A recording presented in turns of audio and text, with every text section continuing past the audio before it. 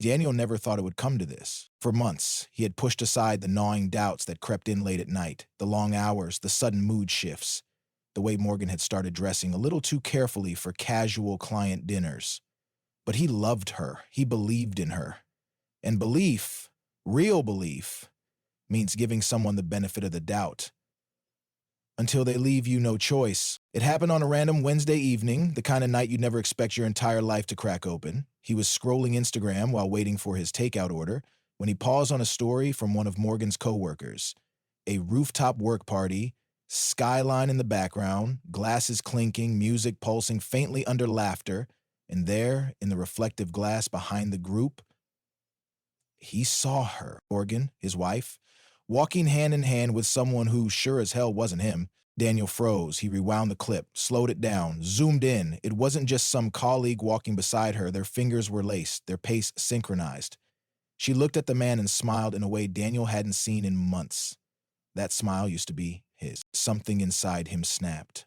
Not loudly, not violently, just clean, quiet, like the final click of a locked door. He didn't confront her. Not yet. What would be the point? Words were her game, twisted explanations, empty reassurances, tears that flowed only when the truth cornered her. No, Daniel didn't want her words. He wanted the truth. And then he wanted the stage. That night, while Morgan slept beside him, curled up in dreaming and ignorance, Daniel began collecting. Photos, screenshots, messages, receipts. He compiled it all with the precision of a surgeon and the emotional distance of a man done begging for honesty. And then he made a call.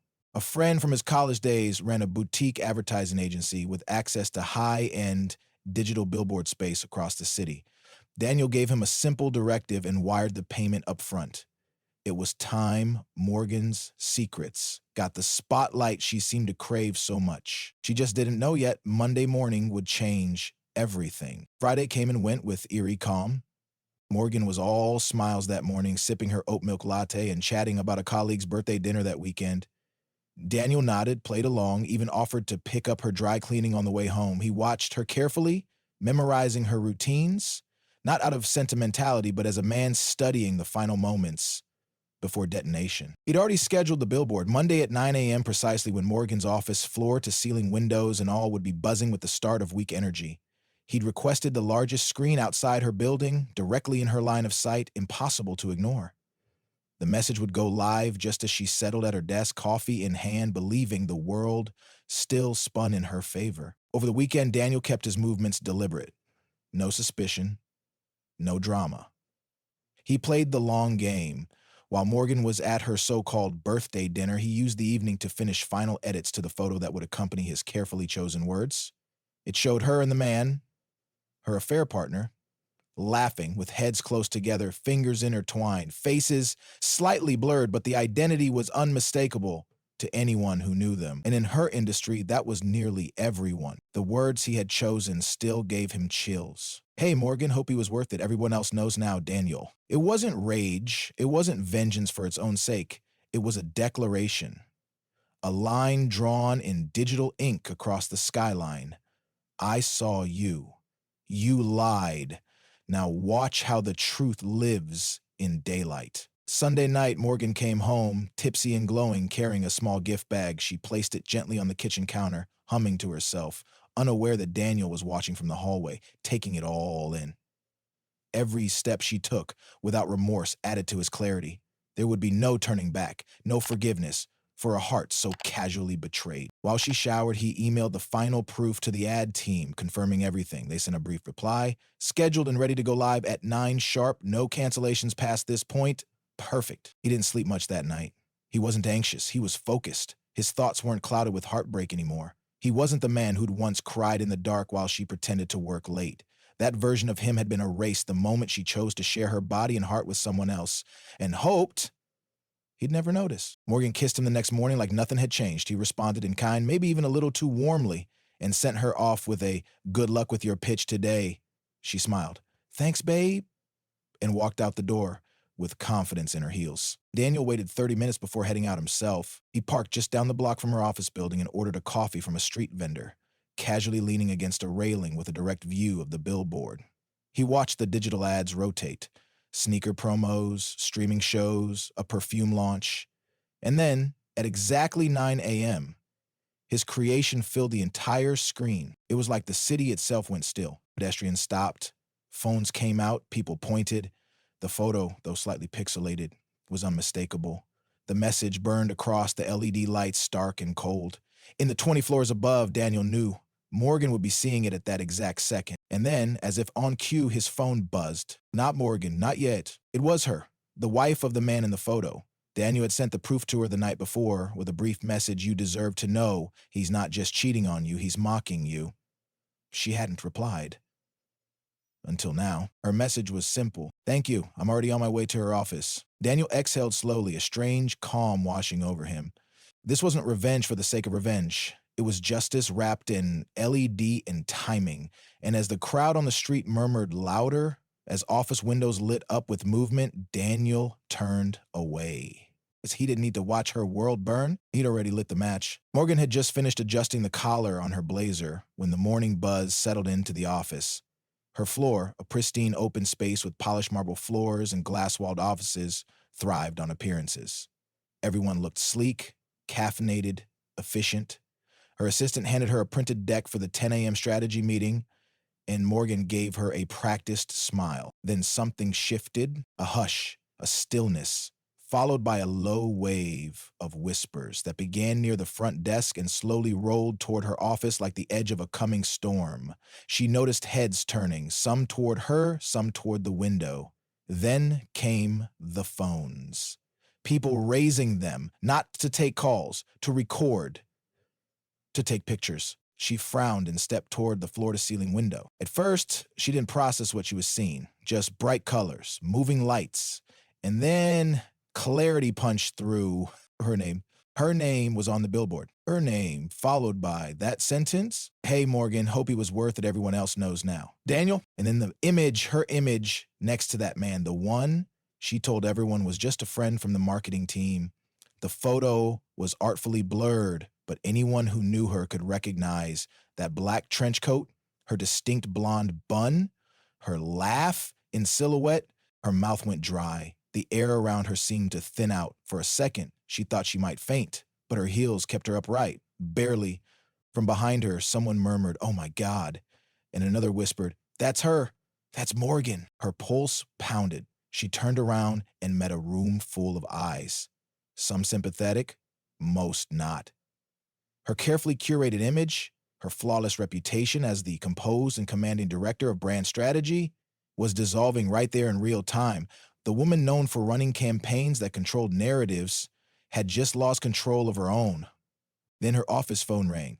Her boss! She stared at the flashing light on the console like it was radioactive. She picked it up slowly. His voice was sharp, clipped. "My office! Now!" Morgan walked through the corridor like it had tripwires. People stepped out of her path but didn't look away. It was the slow mixtion kind of shame, the sort that stains deep because it isn't just private, it's public, monumental, broadcast at 1080p. Inside the executive suite, her boss didn't waste time. He gestured toward the window. "Care to explain?" Daniel did this. He's trying to humiliate me." Her voice cracked, the words sticking in her throat. "And succeeding," her boss muttered, tossing a printed screenshot of the billboard on the table. "You've been the face of our Fidelity Forward campaign for 6 months. How exactly do we spin this?" Morgan opened her mouth, but no defense came out. There was no PR shield strong enough to protect her now. This wasn't gossip. This was evidence. And then, just when she thought it couldn't get worse, the glass door of the executive office clicked open. A woman stood there, eyes like fire and hands clenched around a manila envelope. Daniel hadn't just gone for spectacle. He'd gone for precision. "I'm looking for Morgan," the woman said, her voice calm, too calm. "I believe you've been spending time with my husband." Morgan blinked, recognition crashing into her like a wave. This was her. The other wife. The loose end she never expected to meet in person. Her boss stood up. "Who let her up here?" "She showed ID," the assistant stammered. "And she said it was urgent." Morgan's knees wobbled slightly, but she stood her ground. Barely. The other woman didn't raise her voice, didn't scream. She simply stepped forward, opened the envelope, and dropped its contents on the polished table. Photos. Text logs. One damning hotel receipt. I thought you might need help remembering, she said, before turning and walking out without another word. Morgan stared down at the mess on the table, the wreckage of her decisions now laid out like a gallery exhibit. Her boss looked at her coldly. Go home, Morgan. We'll be in touch. And just like that, the woman who had mastered illusion became the city's most visible liar. Daniel didn't return home that evening. There was no dramatic confrontation, no second-act argument in the kitchen, no waiting to hear Morgan's half-formed apologies wrapped in panicked desperation. He had nothing left to say, and nothing left to hear. Instead, he checked into a hotel downtown with a city view suite and ordered a quiet dinner from room service. When the server wheeled in the cart and saw the billboard outside glowing in the night, still flashing his message, Daniel smiled faintly. You see that? He asked. The young man nodded slowly. Yeah. That's wild, poor guy. Daniel chuckled to himself. Something like that. He tipped generously, locked the door, and finally exhaled. For the first time in months, the air felt clean.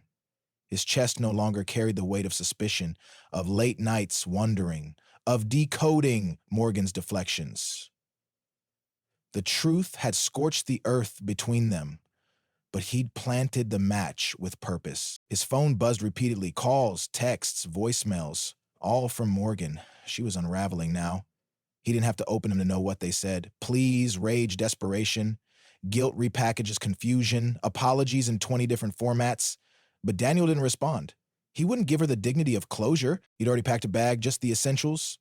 Passport, laptop, enough clothes to disappear for a while. A good friend in Seattle had offered his guest house by the water. Daniel hadn't accepted yet, but the idea of ocean mornings and silence was starting to feel like freedom. He could almost smell the salt in the air. On Tuesday, Morgan returned home to find the apartment stripped of Daniel's belongings, his closet empty, his cologne gone, the record player he loved missing. And on the nightstand where his watch used to sit was a simple envelope. Inside, one line, handwritten in his even script, loyalty isn't a weakness, but yours was. Back at the office, her situation had grown colder by the hour. HR requested a formal meeting. The company had to protect its image. Coworkers no longer met her gaze. Even her assistant transferred to another department by week's end. The affair partner, gone. His wife had thrown him out, and his job had become untenable after his own department caught wind of the scandal. The company couldn't afford to keep either of them. 2 resignations were drafted by Friday. Meanwhile, Daniel moves silently. He had already shifted funds, closed joint accounts, and had his lawyer quietly file for divorce. The documents would land on Morgan's desk within the week. But this time, it wouldn't be a surprise. It would be confirmation. Everything about Daniel's revenge was surgical. No explosions, just precision, the kind that leaves permanent marks. He spent Wednesday morning sitting in a cozy cafe tucked behind a bookstore. The sun poured through the windows as he read a novel he'd been meaning to finish for years. At a nearby table, a woman laughed at something her friend said. Daniel looked up. Her laughter wasn't staged. It wasn't calculated. It was real. Later that week, he met some old friends for brunch. He looked rested, even happy. Someone mentioned they'd seen the billboard and jokingly asked if it was really him. Daniel didn't deny it. He didn't confirm it either. He just smiled, raised his mimosa, and said, sometimes silence isn't weakness, it's preparation. Back in the city, the billboard came down after 3 days, replaced with an ad for luxury watches. But people still whispered about it in elevators and over drinks. It had become a story, a warning, a legend. As for Morgan, she faded into a kind of quiet shame. Still impeccably dressed, still pretending nothing had happened, but everyone knew. Her story wasn't just told. It had been lit up in neon and burned into memory. And Daniel, he walked away not just free, but seen. A man betrayed who didn't beg, only left a message loud enough to echo through steel and glass. 3 weeks passed before anyone saw Daniel again in the city. He'd left without a dramatic exit, without packing boxes or slamming doors, just disappeared. And yet, in his absence, his name lingered like smoke. Whispers in corporate halls, speculation over cocktails, anonymous threads online trying to piece together the story behind that billboard. But Daniel, he didn't need to explain. The truth had done its work. On a crisp Saturday morning, he strolled into a sunlit garden cafe near the museum district, wearing a light button-down and sunglasses, the weight of heartbreak nowhere on him. He looked lighter. Not like a man who had lost something, but like one who had finally let something go. A woman sitting across from him smiled. She was striking, but not in the polished, curated way Morgan had been. Her beauty was quieter, more lived in, like it didn't care whether the world approved. She laughed at something he said, touching his arm gently. There was no tension in Daniel's shoulders, no guarded glances, just ease, peace. Crosstown, Morgan watched the same scene unfold on someone else's Instagram story. An old mutual friend who hadn't yet picked a side, apparently. There Daniel was, laughing, relaxed, sitting across from a woman who clearly didn't know or didn't care about the chaos he'd walked away from. Morgan stared at the screen, heart sinking, not from love, not even from guilt, just the dawning, hollow realization that she had been replaced without fanfare. No angry speech, no begging, no slow separation. He had simply moved on, and she was left in the ashes of her own making. Back at the cafe, Daniel paid the check, leaving cash and a generous tip. As he and his brunch companion stepped out into the street, he looked up. Past the awnings, past the buildings, into the clear blue morning, the city felt different now. It wasn't the skyline that had changed. It was him. He didn't need revenge anymore. That had already been delivered sharp and clean. What he needed now was life, truth, something real, and he was finally ready to live without shadows. He held the door for her. She smiled and stepped through. And just like that, Daniel took his first real step into a future no one could take from him again.